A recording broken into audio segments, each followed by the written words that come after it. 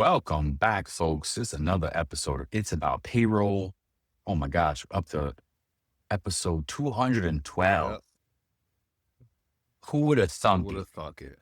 right? We would have thought What's it. up, Walt? How you doing, We sir? thought it, No, we did it. We did it in the beginning. That's what I'm saying. It was like, right? We were like, oh, we're gonna run out of payroll stuff to talk about. Shame on us. After a while, we hit our stride. Yeah, after a while, we were like, no, this is never gonna end. Payroll's always changing. There's always gonna be So something to talk about. Yes, man. for sure, I'm man. And it's so I feel like we're in a so exciting place right now. yeah, Sorry to cut no, you you're off. good, man. Like I'm excited. I'm looking forward to a lot of the great things that we have on tap for ourselves and things to come. It's great to be in the weeds with this, right? Because it doesn't seem like work. It seems like, fun stuff to do. You know what I'm saying? So Yeah. it's just Yeah, enjoy. we gotta make it Yeah, that. yeah, You yeah, gotta, yeah. you gotta make it Yeah, that when you enjoy for sure. what you do, it's not work, right? Yes, Yeah. exactly. So I'm good, man. How about yourself? Um, great. Yeah, I'm great, man. Thank you. Good, man. I appreciate it. Well, I'm excited for today's topic. No guest today. We're gonna talk a little bit about the history of payroll. Yeah. I think a couple episodes back, we were like, it kind of hit us to talk about it, and I was like, well, let's do Yeah. that. Um, Ian Giles, if he ever publishes his book, is working on the world history of payroll, which is so far Yep. amazing. I need to keep bothering him about it. And but yeah, so got curious. So let's see. So the question that is gonna start us off is this: what part of payroll do you think has changed the least over the last 100 years? What do I think has changed The the least. least over the The last least. Right. man? It's a tough The one. well, the least is the fact Or is the not. fact that we have to pay people, right? There you go. The fact that we have to pay people, There you like go. that's it. Like E, people need to get paid. to your point, it still needs to be on time and Yes, accurate. sir. Yes, sir. Yes, sir. Yep. That does not Yep. change. Exactly, bro. So start us off on this. You're gonna take us back through some things that Yeah. little pieces over time Yeah, here. yeah. So look, man, so which I guess in your mind, which payroll law has had the biggest impact on our profession? Oh, I think that's FLSA Okay. Okay. for sure. Yeah, Yeah. definitely. Yeah, yes, yes, yes. Mhm. It set the minimum wage Yep. standard, right? OT, all those different things, man. Yep, yep, Salary, hourly, all those different things. yep, exactly. I think also it covers child labor Yep. laws. So that's huge. Mhm. Unless you work for your parents, you can't abuse the child with labor. Yep. What else? Yeah, man. So look, I guess in terms of, let me ask you this question then, like if you could travel back in time and work in any payroll decade, which would you choose and why? Hey, let's see if I any payroll decade. I would still, I would jump to now. Okay. Like I would want to start now in the in the digital era. Like you and I both know about paychecks and like actually printing checks and having to give them out Wooden time clock. No, I never seen no wooden time clocks, but yes, we had a guest that told us about wooden time clocks, and that was crazy. Yeah. I did see my mom's, like I would go to work for my mom sometimes, not go to, but be there for some reason and see like those punch cards. You see it on TV as Yep. well. That's old And school. the fact that some places still have those is crazy. Yep. It is. What else? So do you feel like overtime compliance is more confusing today than it was like decades ago? don't even know what it was decades ago. Um, I wonder what, and I think again, that's also FLSA, which established in 1938. Mhm. So pre 1938, there probably wasn't even no such thing as overtime. Okay. Mhm. Um, I think it's probably just as confusing as it is now as it was then, Okay. because now with the OB3, Yep. it's forcing payroll professionals to really make sure they Yep. understand overtime, and you have to overstand. You can overstand it too. You have to overstand regular rate of Yep. pay, which plays into it. So it's really forcing us to re-examine and revisit what overtime even meant and how it means and how it's played out in visually calculations, all that to stay in compliance. It again, the OB3 is just reinforcing the FLSA in some parts of it. So probably just as confused now as they were when they first implemented it. Yeah, it's always For it's always real. changing, right? Like, so there's always gonna be questions, always things to ask. So, like, yeah, it's probably more confusing now, like you said, just as confusing, when Mhm. it first started out. Yep. So, before I pass it back to you for the questions, do you think that payroll professionals get enough compliance training? Mm.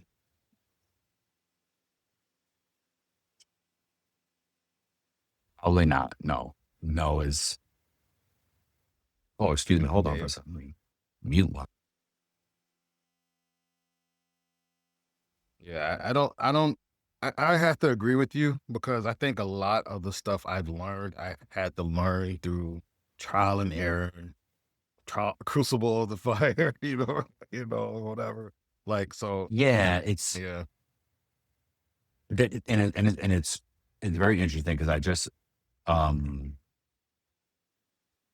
someone just asked me. I was talking about the CPT program. I was talking to Troy Markuson, the payroll nerd, and we were talking about again, just we need new blood in payroll. Um, exciting different initiatives that we're going to help each other out with getting new blood into the workforce, and not only that, but into payroll, right? Not just the workforce, but specifically into payroll. So on that line, I was talking to a group of business owners yesterday, and I was just like, hey, looking for um, folks that are looking to pivot, career change, new grads, la la la. Here's the program, the CPT. We get them in entry level, teach you inside, getting them excited. And someone reached out right after the meeting. He was like, hey, my daughter just graduated, got a BA, and kind of like doesn't know, right? Doesn't know where to go with it. And which often happens. You get a yes, 4-year degree, and now you're like, all right, well, now what? yes, Because you forgot to focus on what you were going to do after, or they did, and maybe the job market is not working out the way they thought. So she saw the CPT program. She's like, wow, this looks good, asking questions. And she's like, is this necessary to get a job in payroll? And I said, no, it's not. But because there aren't any set requirements like accounting, legal, medical, training, right? If you do something in these other fields, there are specific requirements that you have to get into or take and become certain to get into payroll, into that occupation. There isn't really that in payroll. So I was like, a lot of companies just make things up and create their own standards, and that doesn't always work out. I said, with her degree, if she got certified with the CPT, it would make her an outstanding candidate. And that's the game changer for it, right? And now what we're talking about, what we're working on is getting the graduates in front of companies that are looking for new payroll talent. yes, bro. That's So that is going to be a game changer yes. for us and the program. So I forgot what the question was, but Yeah, yeah. it was. Do you think payroll pros get enough compliance training? And I was saying, and I was Oh, saying, like, I agree with you. I've had to learn a lot on the yes. job, instead of like Yes. getting like necessarily trained on certain Yep. things. I've gotten some training, Yep. but like the basics, like they basically say, hey, point you in the right Yeah. direction. Hey, go to FLSA and find out, go to the state site and find out or Yeah. whatever. So Exactly right. And we are we need to change yeah, that, right? yeah, We need to change that. We need to be able to set a standard and a path and an education path um that could be free yeah, because there is one, yes, yeah. right? There's a free education path. It takes a little bit more work and Mhm. intention, but there is a free one. Or you can follow the established, education paths that are out there. Not many, but come to career learning. We got an alternative out there for payroll learning. Um, and I have a lot of thoughts around this. What I wanted to share real quick though, before we move on, is in the see I found like a little snippet about early days of payroll. It says early America payroll was relatively informal. Many people worked on farms, family businesses, independent tradespeople, or apprentices. Compensation might include cash, food, housing, land, supplies, or share of whatever the business produced. An employee might be paid by the day, by the task, or by the amount of work completed. As the country became more industrialized during the 1800s, factories, mines, railroads, and large businesses began employing hundreds and eventually thousands of workers. That growth created the challenge and is probably the birth of the modern day payroll because now you needed to pay them accurately, hours. It started with it birthed the ledgers and calculations and things like that. So this little interesting tidbit about the early days of it all. Nice, man. All right, some questions. So technology then versus now, right? Yeah. How do you think technology has made payroll easier or different? So let me rephrase. Has technology made payroll easier or different? I don't necessarily know that it's easier. I think it's become more efficient in a way, but as we've gotten more technology, like as that has improved, there's more Can you hear you? complexities that have come in, right? And so I think that payroll has always been complex, and it depends on the environment you're in too, right? Like you can be at a place that doesn't have all the different departments and layers and all these different nuances that you have to necessarily worry about at other places. And it could just be a lot of different moving parts, right? There's so many things that make up payroll and go into it. So I don't necessarily think it's become easier. I think I'm going to the latter part and that it's just different now. How about you? Yeah. Yeah. Well, to that end, I'll share a little bit of tidbit. Mhm. So for much of the 20th century, payroll remained heavily dependent on paper. Employees completed paper forms, supervisors approved paper time cards, payroll clerks used adding machines and printed tax tables. Checks were printed, signed, sorted, and distributed. Employees often received a physical paycheck with a detachable pay stub. We know those days. Mhm. Um, Yeah. my son said the other day, "Oh yeah, back in the 1900s," and I was like, "1900s, in 1995 or something? Like what in the hell?" But yeah, computers became more widely available during the second half of the 20th century. Payroll processing began moving into computerized systems, ADP being one of the first like pioneers in that space because their original acronym standard for automated data processing. Now they changed it to something people. Yeah. Yeah. Um, right. So large employers were among the first to use mainframe computers to calculate payroll. Over time, payroll service providers and software companies made automated payroll processing available to smaller businesses. Computerization improved speed, consistency, and reporting, but it also introduced new risks. And that's where we're at now. Still with it, a system could process thousands of payments quickly, but it could also process thousands of errors quickly. automation did not eliminate the need for payroll professionals. Much like today, AI is not going to eliminate the need for payroll professionals. It is going to change, just to your point. It's not making it easier, it's going to make it different. Yeah. So, yeah. Um, Let me see. What else I want to ask you here? What's one piece of payroll technology you couldn't live without? Oh. Interesting. Um, Hmm. I think because I used to have to, and I don't necessarily know if it's technology, but I think that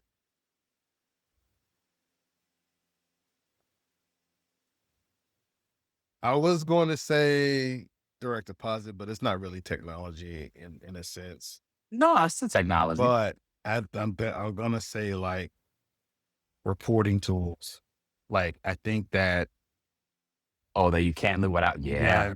because Yeah. if you No doubt. Good ones. if you didn't have that, think about the manual work you would have to do and like all the different things. Like like try to imagine having to key the data in for thousands of employees. If there was no Excel, if there It's was no, nuts. reporting tools and stuff like that, you just had to like key everything into Yeah. It'd be Word, pick much the data. different. Yeah, you know what I'm saying? Yeah. No, yeah. Nobody would need reporting. Oh, well, yeah, let's see what What about happens. you? Um, oh, one pair I couldn't live without. Yeah. Excel. Okay, there you go. Excel. Um, what's the most overrated payroll technology? Overrated? Overrated payroll technology. Am I gonna get in trouble? Do I say this? Um, What? in a sense, this might be controversial. AI, Oh, cut it out. AI. AI overrated. No, I think you're right at this Yeah. moment. It's overrated for payroll. Because we're now just years later. AI has been around for a long time, but the AI, in the sense that we know it now, has not really impacted payroll Yeah. in a big way yet. It's starting it, right? Remember last episode, I reported on that company that is unleashing it in its tax compliance calculations. So that is a major push forward. So now I believe we're going to start to see that needle Yeah. move a bit. But yeah, up until right now, it absolutely overrated. Oh, we have all of the vendors. We have AI. Really? Let me see. Oh, it's a great chatbot. It finds, okay. Yeah. That's what I thought. Um, this is a good one. What's one technology you wish existed, but doesn't? Oh, okay. So I would say if I could dream up the perfect technology for payroll, I would say Mhm. that in my head, I would want a technology that could um basically like send out notifications, explain employee paychecks, basically do all of that. Um, well, look, I know there's technology that can do that in piecemeal, but I would want it to be Oh, such a yeah. sophisticated like technology that it could easily explain someone's paycheck to them, answer questions, you know, like automatically you know uh like aside you can like the voice command thing you were talking about, like you can speak to it and it will actually like do it and like set up a batch, like go, hey, I need to pay this employee with employee number blah blah blah blah blah, pay them this amount bonus, and don't take any deductions except for 401k, and tax at this tax rate, like just Yes. speaking to it like that Yeah. and like it do it for you. I guess that would kind of be the technology I would want. Yeah. I like it. I like it. And before we move away from the technology part, uh, By the late 1990s and early 2000s, internet-based payroll systems began changing the profession again. Employees gained access to self-service portals where they could view payments, update personal information, and manage tax elections. Timekeeping systems became connected to payroll systems. No more wooden clocks. Human resource benefits, scheduling, accounting, and payroll platforms became increasingly integrated. Today, many employees can receive a notification on their phone the moment their pay is deposited. Yeah. They can view earnings, taxes, deductions, PTO, year to date, without speaking to anyone in payroll. Yeah. Some workers can access earned wages before their regular payday. Yeah. Payroll teams can support employees working in multiple states, countries from one centralized platform. Artificial intelligence and automation can identify unusual payments, missing information, or changes that may need review. Nice. But despite all the technology, the purpose of payroll has remained remarkably consistent. Payroll must be accurately documented, calculated, the law applied, employee information protected, and the payment delivered. So how we kind of started it off, right? What doesn't change. So, and look, I wanted to speak to I saw that your notes in there about World War II and federal income tax, right? So I want to talk on that before I go to the what if segment here. Like, so, and how that was a major change, right? So before the 1940s, federal income taxes used to apply to a smaller portion of the population.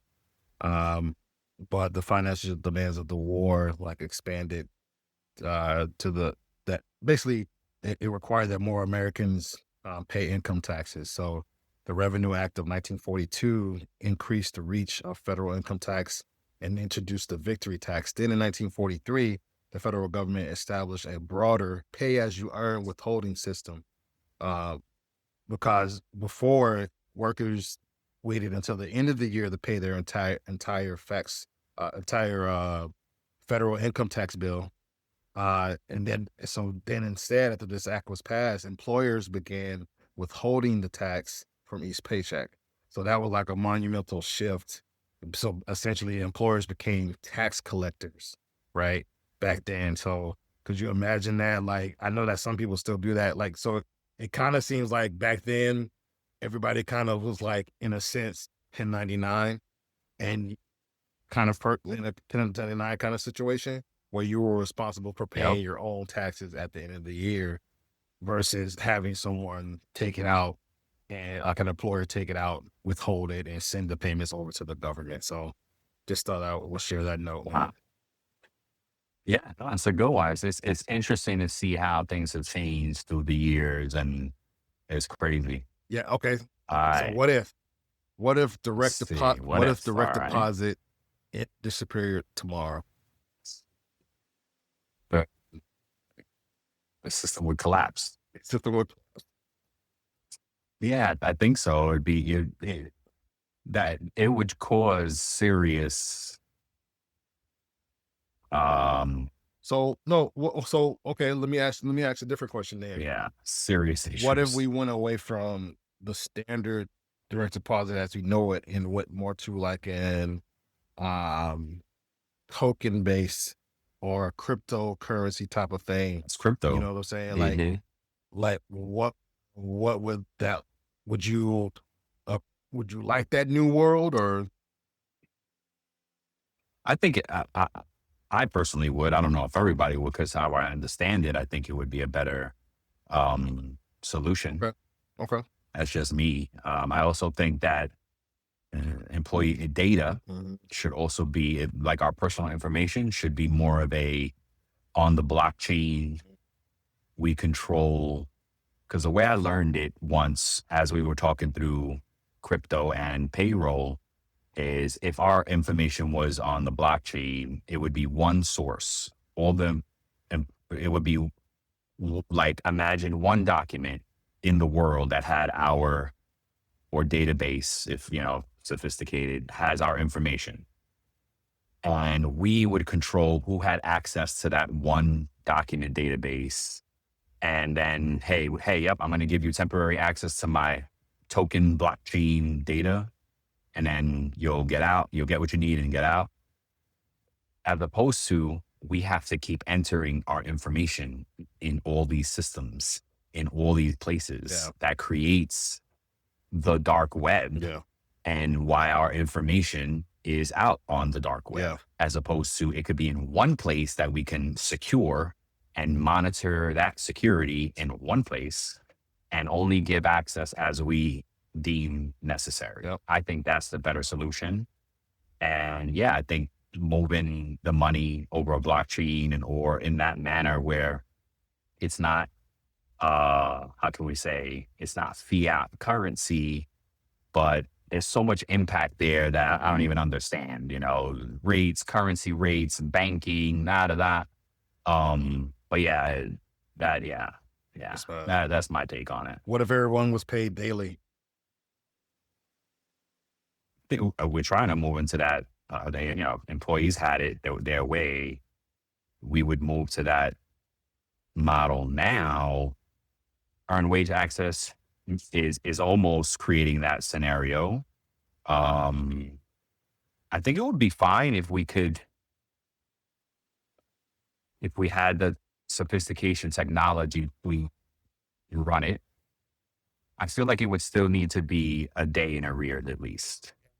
I kind of feel like that as well, because I feel like the more important thing, instead of being paid daily, is to get everybody, or mostly everybody, because there's going to be people who are going to do whatever they want to do, or just hard headed or whatever, and people are going to make mistakes, right? And so, like, I think I would rather see a place where employees have financial literacy, understand those things, versus, oh yeah, it sounds nice to get paid daily, but if you're not responsible with those funds, whether you're paid daily, bi-weekly, semi-monthly, monthly, don't matter. Like you're going to be bad with money either way. So I would like to see that instead. Exactly right. I like that, no doubt. What if taxes were eliminated? You can. I think that's a pipe dream. I think that there needs to be some. Yeah. The system needs to be overhauled, but we have to have the infrastructure that everybody, you have running water, you have a sewage system, right? You use bathrooms, you have electricity. Yeah. To have those things, you have to pay a government or a governing body to help create the infrastructure. Is the system broken? Yes, of course, absolutely. Yeah. Corrupt, broken, all kind of things. But we need that. We need we need infrastructure, and then we need a mechanism that the people who benefit from the infrastructure are helping to pay for it. Sir, I agree. So, it should be overhauled. I don't think it goes away. Okay. But look, for the interest of time, and plus I have a hard stop in a few minutes. Oh yeah, no doubt. Let's wrap it up. Go to hot takes. Go to hot takes. Whatever we jump down. Go to hot takes for me. So let's see. Payroll is more HR than finance. What do you think? Is that a hot take? I think I'm opposed to that. I think payroll is more financed than HR. Okay. Every payroll professional should know employment law. Yes, as much as possible. Yes. Weekly payroll is better than biweekly. Well, wait a minute. Is that contradicting myself? Because employment law versus finance? Maybe a little bit. And that's why it's hot take. You can't stay and dwell on it. You gotta. Okay.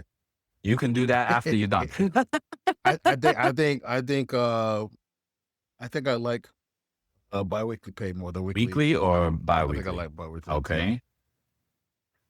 Direct deposit should be mandatory. Yes. AI will improve payroll jobs. Yes, eventually. Payroll certification should be required. No. I think continued training, continued education should be a requirement. That doesn't necessarily equal certifications. Payroll should report directly to the CEO. It depends. Or you should understand their pay stub before calling payroll. In the ideal world. In an ideal world. Oh, good ending there. Yeah, man. So yeah, that wraps it up, man. Thanks for joining us today. We got a little challenge here before Walt gives us the quote of the day. If you could, this is our listeners, our audience, and all the folks listening or watching on I was gonna say hot tube, YouTube. If you could eliminate one payroll headache forever, what would it be and Let us why? know in the comments. We want to hear from you. Let us know. And Yes. yeah, we want to know. And look, and if you engage, because we need more engagement. If you engage, you're the first person to engage on LinkedIn or email us or get it to us, I will send you a free copy of our book. I like that. I like Signed, that. matter I of like fact, that. right? Yes, sir. A signed copy of our book. So end us out today, sure. All right. Quote of the day by Brian Escobar. Paycheck is No. never just a payment. It's a promise kept, a family supported, and a life made a little more secure. That's why payroll matters. Thank you, folks. We love you. Like, subscribe, share, tell a friend to tell a friend. Until the next time. Peace.